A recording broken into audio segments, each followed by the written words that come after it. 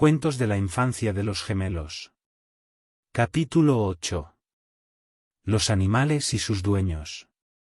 En el pueblo, como en casi todos de aquella época, muchos habitantes vivían del campo, trabajaban en sus labores agrícolas y en el cuidado de sus animales, de los que obtenían la mayoría de los alimentos que necesitaban. Por aquel entonces no había muchas máquinas para trabajar, casi todos tenían animales que les servían para transportar la carga de sus cosechas y de ayuda en otras tareas del campo. Estos animales llegaban a ser tan imprescindibles que muchas veces eran como parte de la familia. Era necesario no solo cuidarlos, alimentarlos, sino que se les tenía respeto y a la mayoría se les trataba con cariño, por supuesto, cada uno tenía su nombre, que muchas veces hacía referencia a las peculiaridades del animal y en otras ocasiones era simplemente una ocurrencia de su dueño. Este era el caso de una burra, que para nosotros era un animal especial, y aunque no se parecía a Platero, pues no era peluda ni muy suave, más bien era vulgar, de color gris canelo, nos encantaba, porque era mansa y sumisa. Se llamaba Zagalejo, nombre que le puso su dueño, según nos contaba, porque le recordaba a su mujer cuando se levantaba por la noche de la cama con su combinación, los pelos arreflujados y con las orejas tiesas. Estas eran las ocurrencias de su dueño Lorencito, personaje muy apreciado por toda la panda de chiquillos del Riillo. Era un hombre alto fuerte, tieso como un palo y muy serio, pero tenía un corazón alegre y tierno. Para nosotros era un hombre diferente a los demás, y lo que lo hacía diferente era que le gustaban los niños. Digo niños machos, quizás porque solo tenía una hija que se le hizo pronto grande y ya no le hacía mucho caso.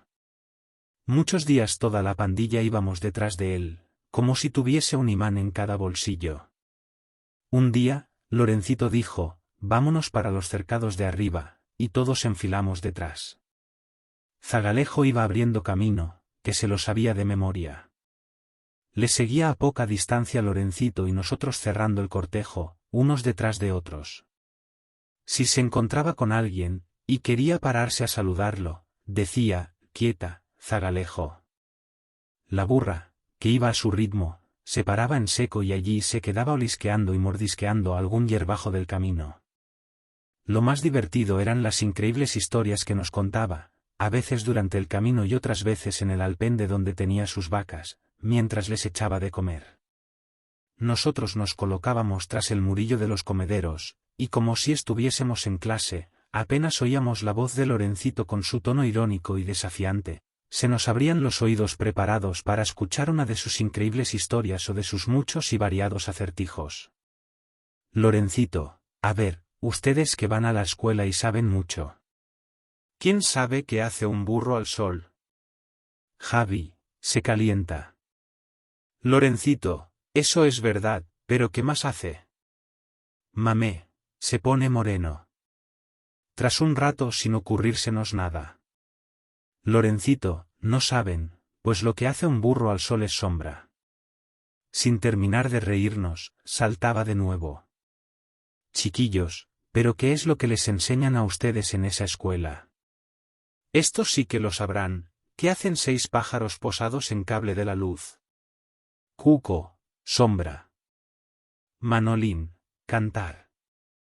Lorencito, pero muchacho, ustedes parece que son más burros que el que estaba al sol. 6 pájaros posados en un cable hacen media docena, eso lo sabe cualquiera. Tras un rato en que permanecíamos expectantes mientras él colocaba el gran balde plateado y reluciente debajo de las ubres de la vaca, se sentaba a su lado y comenzaba a hablarle a Lucero, que así se llamaba, mientras limpiaba y sobaba aquellos largos pezones.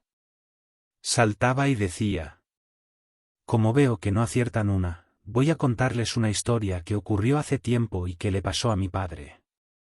Cuando él era joven, le contó a un amigo que tenía en su casa unas lechugas que se habían hecho muy grandes, tanto, que se veían desde fuera de la casa.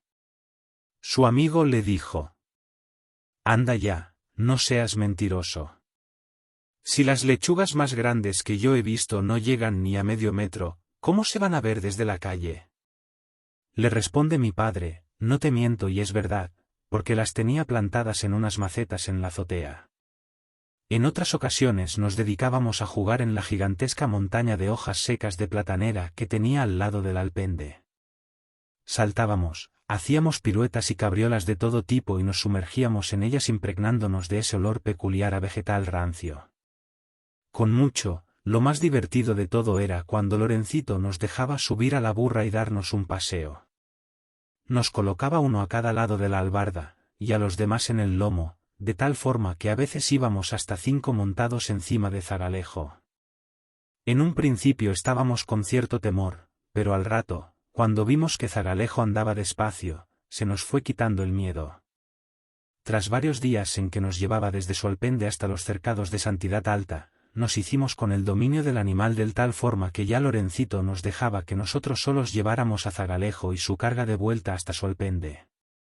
Esta era una distancia larga, de unos 2 kilómetros, pero él sabía, con la certeza del conocimiento de su sabiduría innata, que Zagalejo se sabía el camino con los ojos cerrados y no se saldría de él hasta que llegara a su alpende. Un día en que íbamos montados Matías y Sergio en la albarda, Mamé, que era el más gordito en el centro del lomo, Javi detrás y Cuco delante, llegando a la altura de la guitarrilla, no se le ocurre otra cosa a Cuco que restregarle por el hocico la punta deshilachada de la soga con la que se sujetaba a la burra. El animal comenzó a remover la cabeza en todas las direcciones y nosotros nos balanceábamos algo asustados. Notamos que Zagalejo se puso nerviosa y comenzó a caminar más rápido. Mamé, Cuco, estás loco. Matías, agárrense fuerte que la burra se está encabritando. Seguidamente, Zagalejo empezó a correr descontrolada, se echó fuera del camino y se metió dentro de unos cercados. Nosotros nos manteníamos sobre la burra a base de agarrarnos a la albarda, unos a otros a los pelos del lomo, porque nuestros culos estaban más tiempo en el aire que en el asiento. Cuando el animal comenzó a dar saltos y a levantar unas veces las patas de delante y otras las de detrás, salimos despedidos, y tras un corto vuelo aterrizamos sobre las hierbas del cercado, que en parte amortiguaban la caída. Al poco, nos vimos todos tirados por el suelo, mientras nos recuperábamos del susto y de los moretones. Zagalejo se fue calmando y al tranquilizarse del todo emprendió de nuevo el camino dirigiéndose hacia su alpende.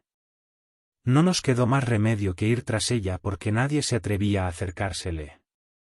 Después de echarle la bronca a Cuco por su ocurrencia, decidimos que no le diríamos nada a Lorencito del incidente, y continuamos el camino como una panda de guerreros tras una batalla. Uno con el tobillo torcido, otro con varios arañazos por los brazos y los pies y los demás con golpes varios, aunque no había nada de gravedad, cada uno se curaría por su cuenta. Hablando de animales, hay que recordar el perro de Juanito Jiménez, con una habilidad especial digna de mención. Su dueño regresaba a casa por la tarde al terminar las labores del campo, casi siempre acompañado de Domingo, mi padre. En alguna ocasión dejaba caer con disimulo su sombrero al suelo y seguía el camino. Tras un rato se paraba y le decía a su perro, tráemelo. El animal volvía corriendo y ellos seguían su camino. Al poco, regresaba su perro con el sombrero en la boca que devolvía al dueño.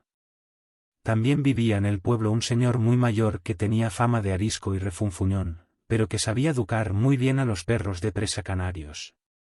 Tal era su destreza que enseñó a uno de sus perros, que era grande y casi tan alto como nosotros, a ir a la tienda y hacerle la compra. Pepito Cemento, que así se le llamaba, vivía en el Riillo a unos 500 metros de la tienda del barrio. La tienda, que en un principio era la de Juanito, al poco tiempo terminó siendo la de Corina, su mujer, la que manejaba el cotarro. Cuando tenía unas pocas cosas que comprar mandaba a su perro con una cesta en la boca con la lista de la compra y el dinero dentro. El perro, con parsimonia y elegancia, andaba por la orilla de la carretera. Todo el que se lo encontraba veía el dinero pero nadie se atrevía a molestarlo, tal era su presencia y el temor que infundía, tanto en niños como en personas mayores. Llega el perro a la tienda, levanta las patas de delante y deposita en el mostrador la cesta, y seguidamente se va hacia un rincón y se echa en el suelo tranquilamente. Corina cogió la cesta, dejó de despacharle a los demás y lo más rápido que pudo la cargó con los artículos de la lista. Tras sacar la cuenta, le puso el dinero sobrante y entonces llama al perro. Capitán, capitán. Pero el perro no se levantaba, y Corina volvía a insistir. Capitán, capitán.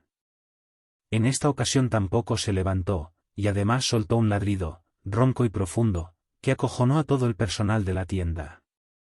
Corina se puso nerviosa sin saber qué hacer hasta que comenzó a revisar la compra por si faltara alguna cosa.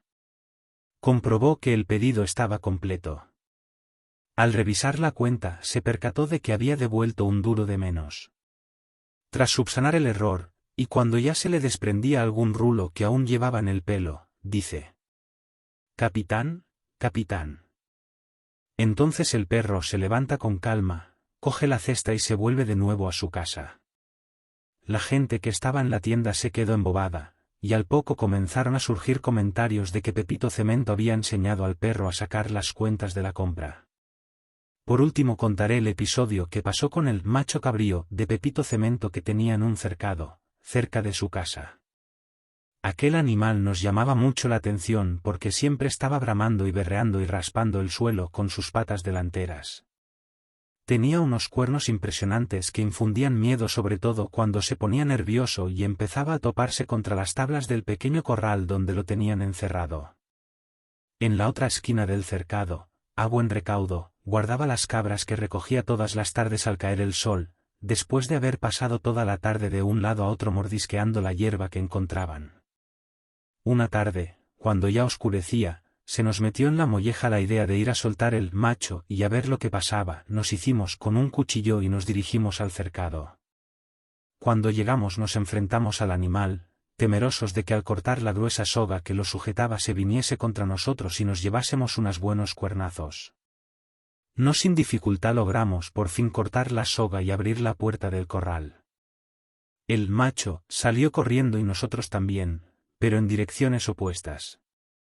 Al día siguiente se corría el rumor en el pueblo de que alguien que le tenía ganas a Pepito Cemento le había hecho una faena, pues el macho, aquella noche se había metido en el corral de las cabras y se había montado a la mitad de ellas.